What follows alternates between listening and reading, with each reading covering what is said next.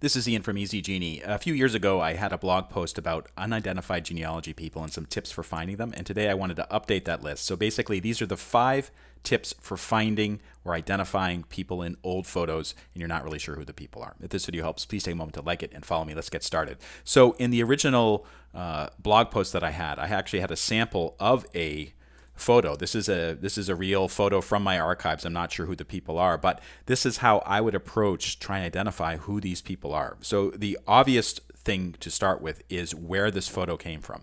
So if you know that this photo came from a certain branch of the family, say the Smith family, and they were living in Illinois in the 1890s, that's probably a good bet that this is someone related to the Smith family. It's possible it could be somebody else who's not related to the Smith family. Maybe the photo got tossed in with a box and it's kind of out of order, but that's one potential clue. That's the first clue that I go for.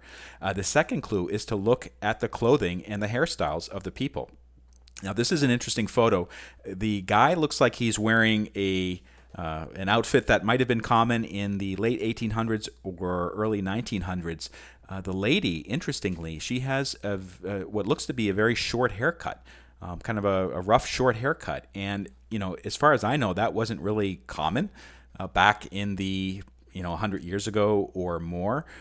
But in this case, maybe she was kind of, very forward thinking, or there's some reason why she has short hair.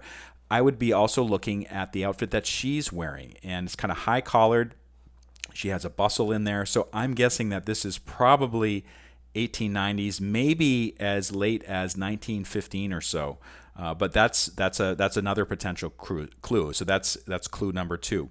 A clue number 3, or a technique number 3 that I use for identifying people in a photo like this is using social media, specifically either area groups or family groups on social media. And this is a group that I started for my own family.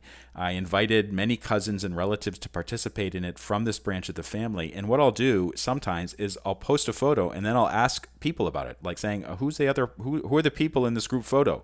In this particular case, I found a poster on a local history website, and I shared it with the family website and to see if it would elicit any memories or responses, or people might have participated in this particular event, or someone was an organizer for this particular event. So social media can be a really powerful tool for identifying people in an old photo or some other connection with an old photo. So that's method number 3. Method number 4 is Google reverse image search. So go to images.google.com. Basically, what you're going to do when you come to this field, and this is on a desktop computer, click on the search by image icon.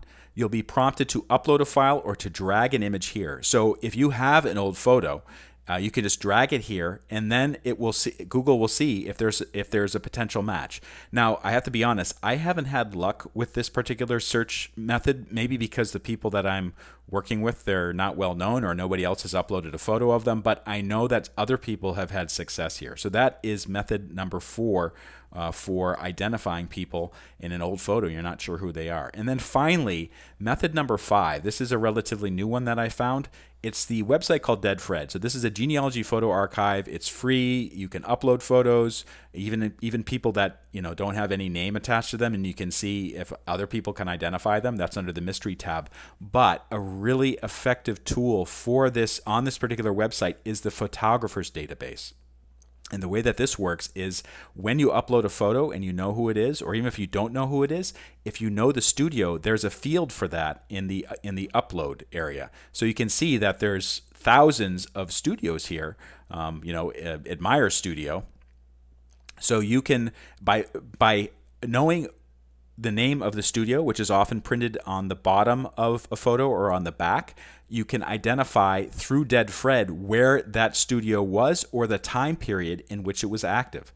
So somebody put here, Admire Studio, Council Grove, Kansas, in the 1940s and 1950s. Actually, this says 1930s teen young boy, so maybe even earlier than that. So the idea here is, even if you have an old photo, you don't know who the person is, but it says Admire Studio That's where it was taken. You can use Dead Fred to find out where the studio was and when they were active. So that can help fill in some of the details and help you in your search to identify where this particular person was from, because usually people were photographed in their hometown or maybe the town where they moved, for instance, when they got married. So that is a very powerful tool. So those are my 5 tools for identifying people who you're not really sure who's in the photo. If you go to easygenie.org, I have lots more tips about genealogy, including kind of digging up information that may not be so apparent, but using the many online tools and resources that are out there for identifying the people in your family and telling their story. If this video helped, please take a moment to like it and follow me, and I'll see you next time.